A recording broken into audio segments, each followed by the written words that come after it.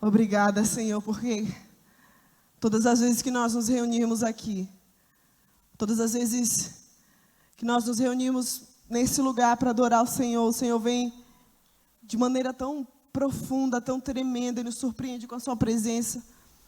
Sabe, como a porção diária do maná que o povo recebia no deserto, que não podia ser guardada para outro dia, mas que era uma porção diária, específica.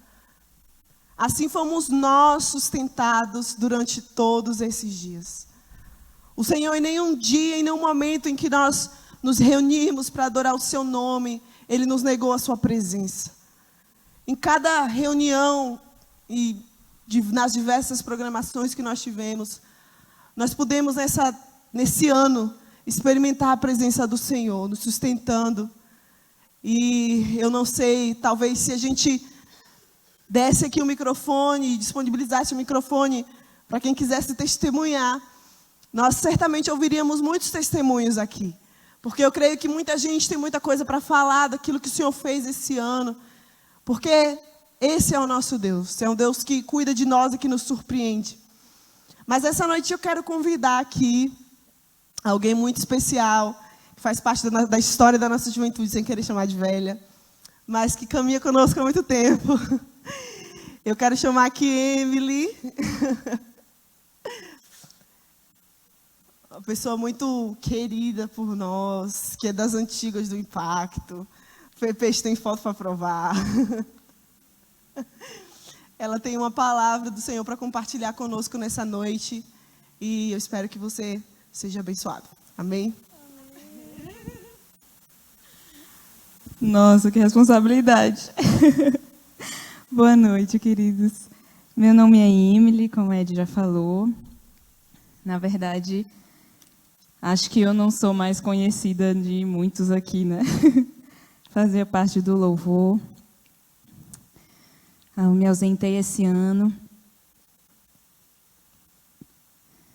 mas foi por uma boa causa. Bom, meu nome é Emily, eu sou filha do pastor Raimundo. Alguns conhecem aqui, aquele moço bem alto, pastor dos idosos. E Ed me pediu para falar um pouquinho do meu testemunho desse ano, as coisas que eu tenho de gratidão ao Senhor pelo que aconteceu. E para alguns que me conhecem, né, que sabem um pouco da minha jornada, talvez seja um motivo óbvio eu estar agradecendo aqui. Um motivo em especial, né, que eu estaria agradecendo aqui. Hoje fazem 15 dias que eu me formei.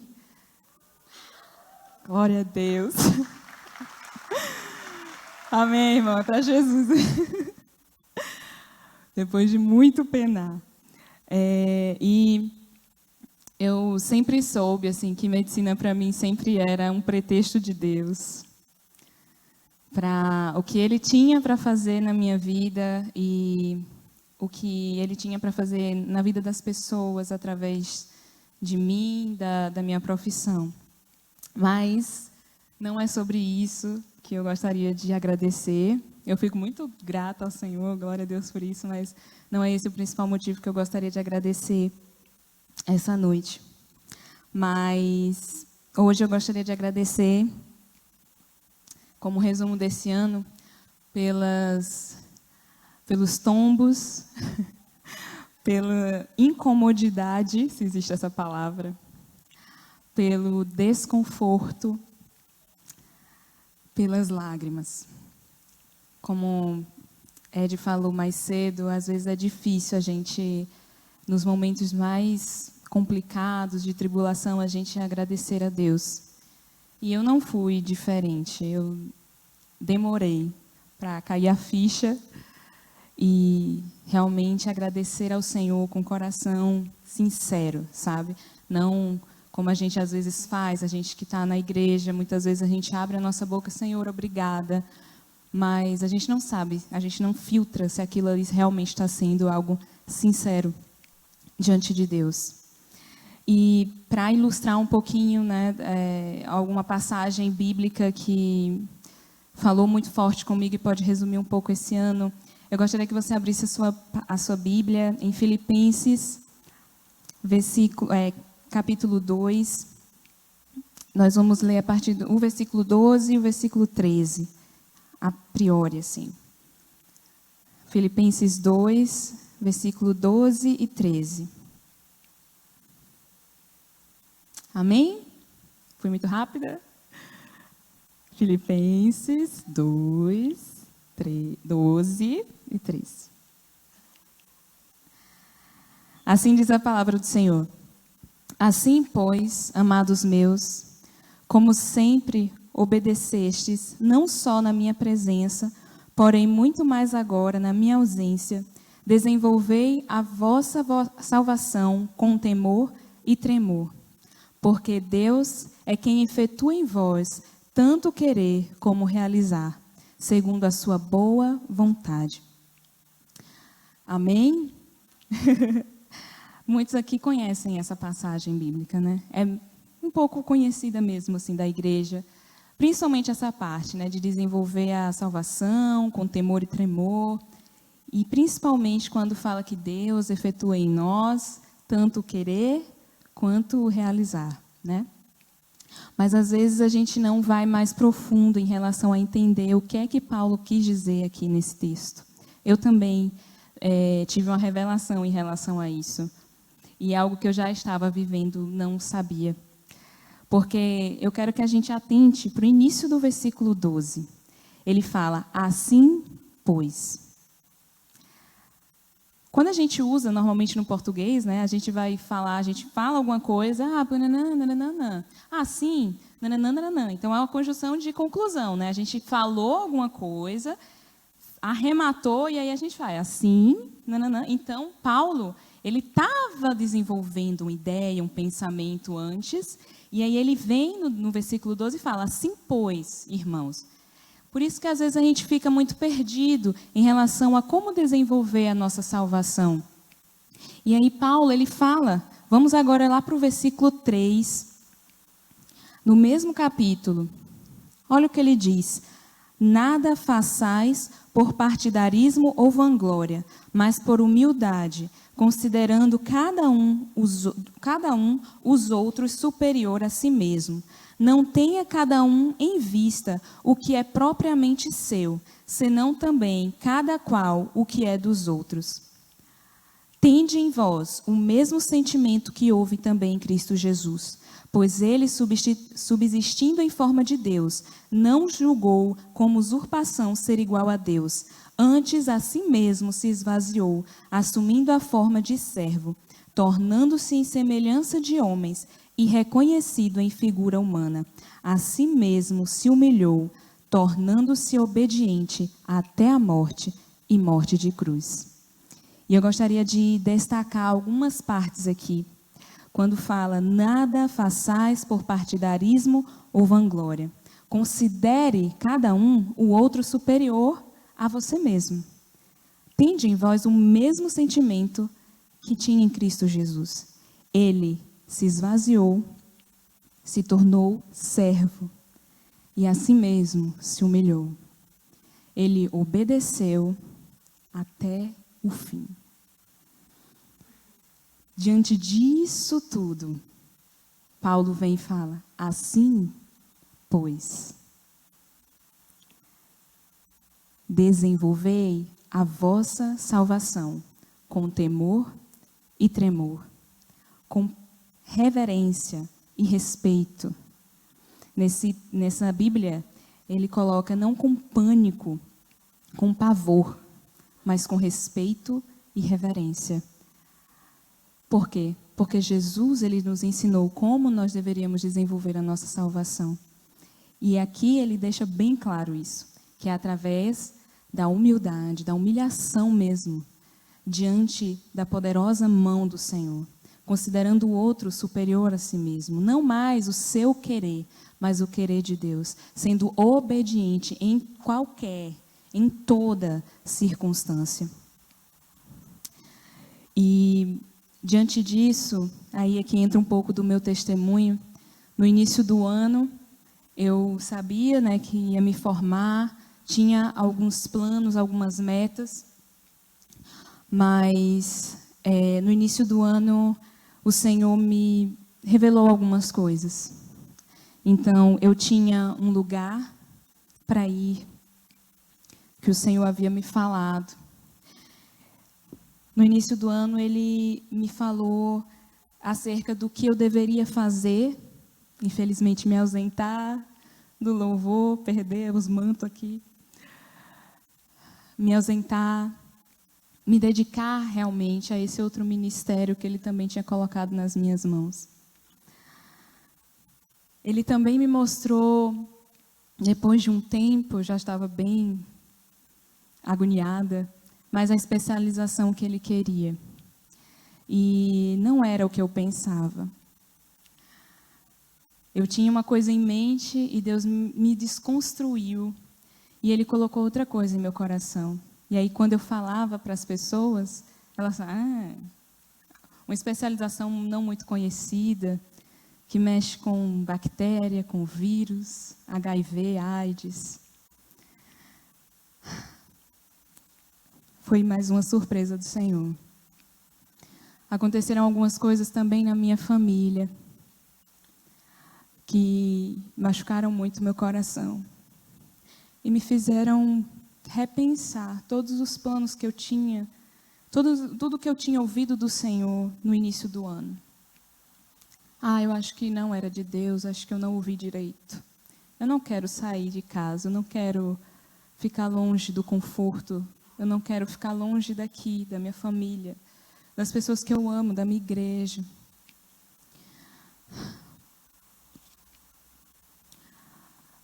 E por último, na minha última experiência, assim, que foi muito marcante, foi em meados de outubro, novembro, quando eu posso dizer que eu passei pelo Vale da Sombra da Morte. Por causa disso, por eu não ter me rendido em obediência ao Senhor, mas achar que era sempre algo da minha cabeça, talvez Deus não falou comigo. Talvez isso seja muito distante da minha realidade. Talvez não seja isso. Eu tive um ataque de pânico, eu tive um surto. Era de noite, uma terça-feira. E eu tinha estudado já a parte de psiquiatria sobre ataque de pânico. Eu sabia exatamente tudo o que eu estava sentindo. E eu não conseguia controlar. Nos livros diz sensação iminente de morte. Foi o que eu senti. Nos livros dizem sudorese, que é aquele suar frio, taquicardia, coração batendo muito forte. Uma sensação de solidão imensa. Foi o que eu senti. E era como se ninguém pudesse me ajudar. Naquele dia eu tremia e eu gritava. E era como se tudo que eu conhecesse de Deus, toda a minha realidade, fosse posta à prova, sabe? E tudo ficou escuro na minha mente. Eu só ouvia um zumbido muito, muito forte e eu gritava. Eu assustei muito meus pais, mas eu não conseguia controlar. E eles oraram por mim, e aquela noite foi horrível, foi a pior noite da minha vida. Pior noite da minha vida. Eu não consegui dormir. No outro dia eu tinha medo, pavor. Na verdade, eles tiveram que revezar. Eu só dormi um pouco, cochilei, porque revezavam, né? Ficava um pouquinho minha irmã, eles estavam tendo célula, inclusive, no dia. Acho que assustei até as irmãzinhas que estavam lá em casa. Painho revezava, vinha um pouquinho, eu ficava lá no colo dele, depois vinha mãinha, e eu tentava dormir, tentava ter um pouco de paz, de racionalidade naquele momento. Então eu ouvi uma voz muito forte, dizendo: você foi perdoada. Nesse momento que eu mais falava para mim, eu pensava sobre mim mesmo, era a culpa. Eu não sabia muito bem o que estava acontecendo, mas eu sentia culpa. Talvez pelo que eu já vinha percebendo, que eu não estava confiando no Senhor como eu deveria, que eu não estava entregando tudo, o meu futuro, eu estava com medo. Uma alma dividida, sabe? Quando você sabe que tem que fazer algo, mas é como se o seu coração, seus sentimentos, em muitos momentos ele atingisse, sabe? Ele fizesse o sentido oposto. Então você fica lá dividida e você não está percebendo. Só depois que você muitas vezes explode é que você percebe que você precisava de ajuda. E Deus me falou: você foi perdoado. E eu decidi naquele dia entregar tudo ao Senhor. Olha só quanto eu sofri, né? Isso foi em meados de outubro, novembro. Não lembro ao certo. Mas quanto tempo eu fui acumulando, até chegar no fundo do poço. Deus me mostrou o quanto eu poderia chegar, até onde eu poderia chegar. Mas Ele me tirou de lá. Ele me tirou de lá. Vocês não sabem, eu não sei quantos aqui passaram por isso alguma vez na vida, mas a sensação de você não ter futuro, nem perspectiva, é angustiante. Mas eu consegui, por causa de Jesus. Porque Jesus não julgou como usurpação ser igual a Deus. Antes Ele se esvaziou, tomou a forma de servo. Ele a si mesmo se humilhou e obedeceu até o fim, até a morte. Por causa do sacrifício e da obediência dele, eu tenho vida hoje. E eu posso estar contando a história aqui para vocês. Como é que eu não poderia me render em obediência a esse Deus? E agora eu quero que vocês vão comigo agora para o versículo 9. Por causa de tudo isso que Jesus fez, pelo que também Deus o exaltou sobremaneira, e lhe deu o nome que está acima de todo nome, para que ao nome de Jesus se dobre todo o joelho nos céus, na terra e debaixo da terra, e toda língua confesse que Jesus Cristo é Senhor, para a glória de Deus Pai. É isso que Ele tem reservado para nós.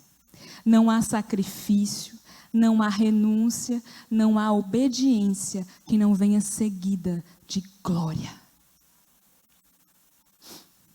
De glória. Diante disso tudo, de uma maneira surpreendente, eu fui escolhida para cantar no culto ecumênico da minha formatura e ser a oradora na minha colação de grau. Deus que surpreende. Eu não sabia o que é que eu ia fazer, mas naquele culto, quando havia todo tipo de perspectiva, de expectativa, inclusive 2 ateus decidiram falar, eles brigaram para falar no culto ecumênico, querendo botar ali, né, suas opiniões. E eles leram um manifesto do quanto se torna ridículo as religiões, porque discriminam, porque, enfim. E, apesar disso tudo, ninguém falava em outra coisa a não ser a presença de Jesus naquele lugar. Foi tremendo, tremendo, tremendo. E quando nós recebemos a filmagem do moço lá, né, que estava filmando, ele fez uma montagem e tal, não tinha os ateus falando, tinha a crente cantando, exaltando o nome do Todo-Poderoso. Quando fomos para a colação de grau no dia seguinte, Eu, bem nervosa na hora, dei umas titubeadas na hora de fazer o discurso, mas deu tudo certo.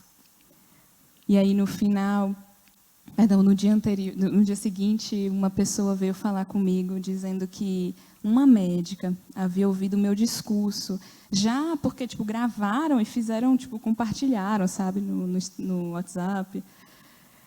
E ela disse, assim, ela falou um testemunho, ela não é cristã, mas ela disse que ela já estava para montar um restaurante para entrar na universidade de gastronomia, porque ela tinha desistido da medicina. E depois que ouviu o discurso, ela voltou. Sabe, Deus usar pessoas que elas mesmo não creem, mas ali é o chamado delas. E Deus restaurou isso em uma vida. Eu não imaginei a repercussão que ia ter. Na mesma noite, uma esposa de um dos nossos professores chegou para mim e falou: olha, eu achei, quando você começou a falar, eu falei sobre o rei Davi, eu escrachei mesmo, filho, joguei a Bíblia, falei de Deus. Ela falou assim: achei que você era uma protestantezinha, mais uma que ia falar de Deus. Mas ao final eu me surpreendi, porque vi que você é politizada. Eu falei: Jesus é politizado. Jesus se importou com as minorias. Jesus estava lá no meio dos pecadores. Jesus, ele foi contra a regra desse mundo. Por isso que quando ele nos fala para ser sal e luz, não é sal no saleiro, né? Nem luz no luzeiro. É sal da terra e luz do mundo. Esse ano para mim foi muito difícil, porque eu estava longe da minha comunidade que eu tanto amo. E eu vinha, claro, para os cultos, mas eu não tinha a frequência que eu desejava. Foi muito difícil mesmo obedecer ao Senhor. Eu lutava contra isso, porque eu tinha que virar noites estudando, cansada. E eu dizia: Deus, eu não quero mais isso. Eu quero estar com os meus amigos, eu quero estar na igreja, eu quero estar no Farol, quero ir para o Impacto.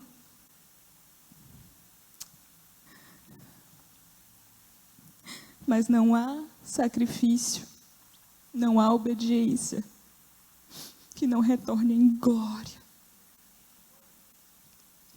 Só pessoas feridas, eu achei essa frase muito incrível, podem pregar um Salvador com feridas para pecadores feridos. Se você nunca foi ferido nas suas emoções, em seu orgulho, no seu achismo, você ainda precisa ser ferido nisso. Porque isso cura. Isso vai curar. Eu creio.